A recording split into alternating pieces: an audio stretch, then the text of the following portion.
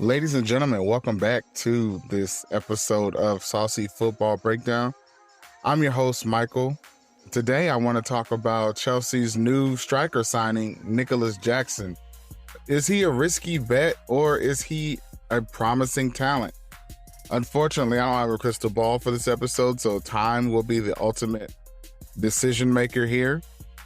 But I'm going to jump right into it. So Chelsea Football Club has had a big history with when it comes to signing strikers that either become legendary figures at the club or they're just these drastic disappointments. I really don't think that there is much of an in-between there.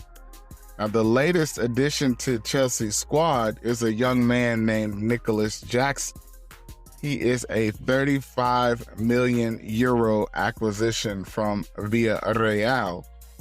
However, though, with limited playing time and a short, very small burst of top performance at the end of last season, there are questions surrounding his potential, which, I mean, that's obvious. There should be some question. So today in this episode, I'm really just going to break down the key points, arguments, and implications of Chelsea's signing of Mr. Nicolas Jackson. So one of the key points is he's got a very limited track record. Before the last season, Nicolas Jackson had played only a little over 100 senior minutes for Villarreal. While he showed some promise during that time, it's really just too small of a sample size to judge his abilities with any level of accuracy. Key point number 2, he is an impressive finisher, which is something that Chelsea has lacked tremendously. And it was glaring last season. During his notable 8-game streak where he just freaking balled, Jackson showcased clinical finishing skills, scoring 9 goals from just 12 shots on target. His ability to find high-value positions in the penalty area and convert chances was out of this world. Again, that ability is something that Chelsea FC has been missing tremendously. The next key point is his dynamic movement. Jackson's late season success can be attributed to his role as the central striker in Villarreal's attack. With his speed and direct running, he stretched defenses and created dangerous opportunities for himself and his teammates. That is something, again, that Chelsea absolutely needs. It needs somebody with real speed up front and direct running. He's not taking any extra angles to get to goal. He's going straight to goal, and that's what they need. The next key point is his effective dribbling. Jackson's dribbling skills and ability to take on defenders was very noteworthy. He has what a lot of people have been calling a Neymar-like ability to take people on the dribble. He recorded the second highest number of goal contributions following dribbles in La Liga, that demonstrates his comfort with the ball at his feet. Now, let's dive into that point a little deeper. The fact that he only really had an 8-game stretch where he balled out of his mind, and he was second in La Liga with goal contributions following dribbles, that tells you that he was really good at it. Again, that's something that Chelsea's going to need, especially with Havertz leaving. I feel like this is something that Havertz was actually really good at. And then the last key point here that I want to bring up here is he has room for improvement. While Jackson has showed promise in finishing, movement, and dribbling, his aerial game needs improvement like big time. He struggled in aerial duels and lacked accuracy when attempting headers. And that is a weakness that opposing defenders could exploit. And there's no doubt about it. Like Havertz being 6'2", and having some aerial presence, while again, it wasn't elite by any stretch. 6'2" is 6'2". And I believe Jackson's coming in at 5'11" or 6 feet even. And that's actually not good, that he's not good in the air with that amount of athleticism and height. I know he's not 6'4", but he should be able to be a little better at winning some battles in the air, and that can improve over time. That's something that he can work on for sure going forward.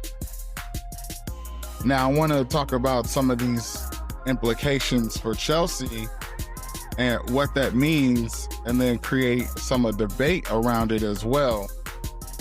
So with Chelsea's involvement, they decided to sign Nicolas Jackson, and that indicates their confidence in his potential. They looked at that 8-game stretch and they said, let's just do it. Let's just make it happen. However, the lack of substantial data and scouting material raises a very big and real question of whether or not this is a risky bet or a calculated investment. And Chelsea, better than anybody, they get you in for a season, they all look like they can get done out of you, they're going to send you out on loan.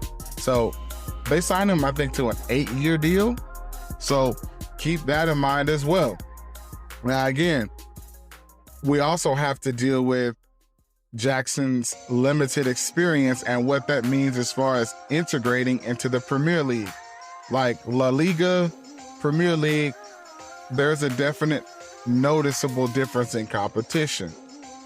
Given Jackson's limited experience and the intensity of the Premier League, it remains to be seen how quickly he can adapt and consistently make an impact. Obviously, that's something we don't know how well he's going to be able to do until he starts to do it. So that is just a factor that we'll just have to wait to debate later on. Will he be able to handle the pressure and deliver from day one? Hopefully, that's what Chelsea's counting on. But if it doesn't, it's not the end of the world as well. Now, he's also going to have some competition for playing time with the return of Armando Broja from an injury. I think he tore his ACL. And that possibility of Chelsea also even going out this transfer window and getting another striker like a Victor Osimhen, like bringing Lukaku back, which is yet to be seen as well.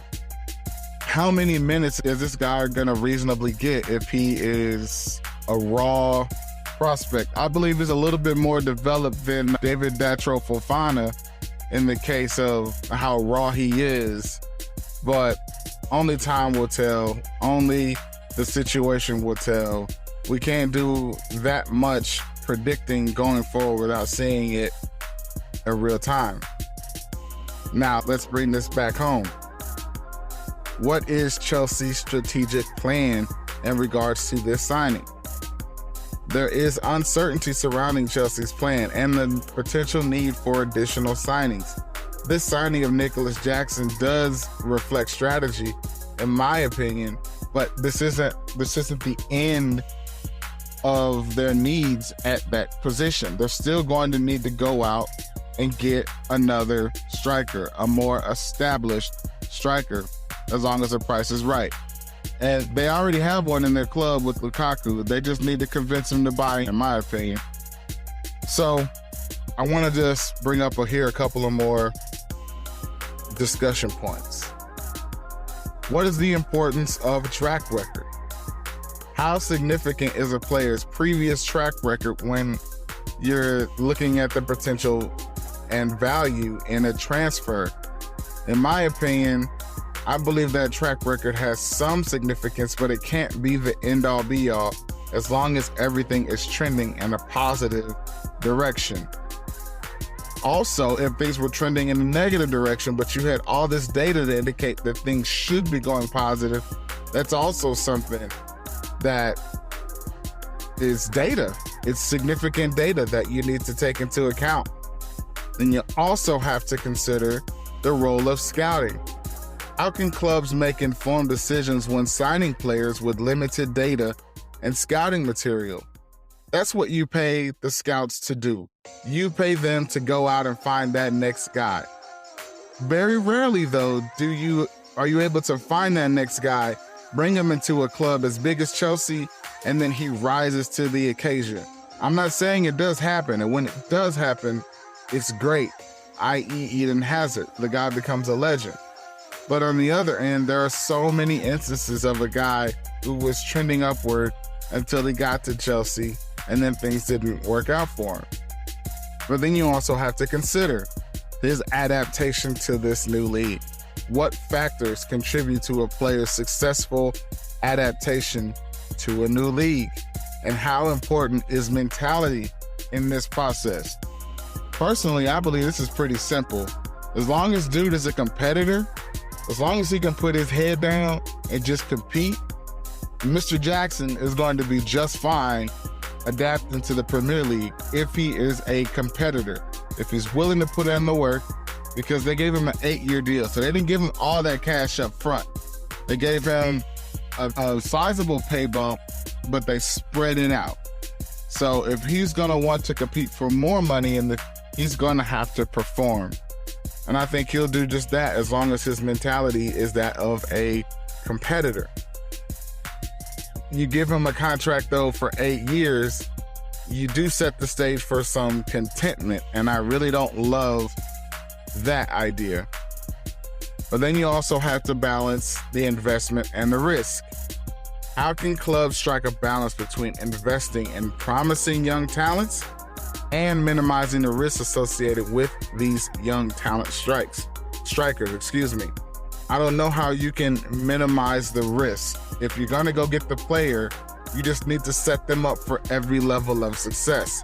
The way I guess you can minimize that risk is to ensure that you've done everything you can to make sure they're comfortable and they've given every reason, opportunity, and resource that they need to succeed. And then everything else from there is what was always going to happen. Finally, what effect does healthy competition for playing time have on the development and performance of young players? At Chelsea, that is the culture. It's young dudes coming in and competing, or at least that's always been the culture that Clear Lake has laid out. They have decided that they wanted this to be a team full of really young dudes on 6, 7, 8, 9, 10-year deals competing for big roles at the club. So only time will tell there. Again, I don't have a crystal ball. Now, what are these implications in daily life? Today, I have primarily focused on football and a specific player signing. I believe my point offers broader insights that are applicable to your everyday life. One of these points that I'm trying to make is embracing potential. And I want to remind you that the importance of recognizing potential in yourselves and others is super crucial, even when limited evidence is available. It's what you ask a potential employer to do for you when you go to a job interview. You lay out all of your statistics and you still claim that you have all this potential. It's the same exact thing that you ask an employer to do. And frankly, it's the same thing you do if you are in a hiring position at an employer. And then you also need to think about risk and reward. Hopefully today I've highlighted the balance between taking some risk and ensuring that you are rewarded appropriately for those risks. Again, higher risk, higher reward, lower risk, lower reward. So with that, I want to thank you for tuning into this episode of Saucy Football Breakdown. If you've been enjoying the show, I would really like to invite you to leave me a review for the show. It just takes 1 minute out of your day and it helps me tremendously. Just click the link in the show notes to find my profile on Podchaser. I'll even give you a shout out if you leave a review. So go ahead, click that link to join the conversation and become an active part of this Saucy Football Breakdown community. And I tremendously appreciate your support. Thanks for listening. Peace.